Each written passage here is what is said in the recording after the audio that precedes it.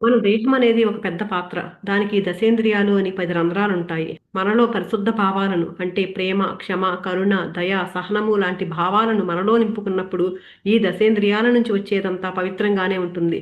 అంటే మన వాక్కులు, మన చూపులు, మన చేతలు, మన ఆలోచనలు పవిత్రంగా ఉంటాయి.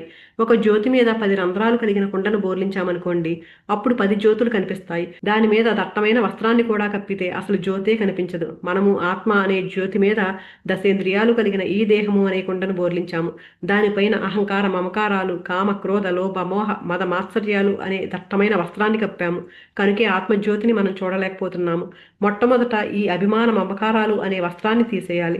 అప్పుడు 10 జ్యోతులు కనిపిస్తాయి. నేను శరీరాన్నే అనే దేహభ్రాంతి అనే కుండను కూడా బద్దలు చేస్తే ఒకే జ్యోతి ఉంటుంది. అదే ఏకత్వ భావము. అదే మనలోనే ప్రకాశిస్తున్న పరమాత్మ తత్వము. బయట వెతకడం మానేసిన ఆ క్షణంలోనే మనలోనే ఉన్న ఆ పరమాత్మను అనుభూతి చెందగలుగుతాము.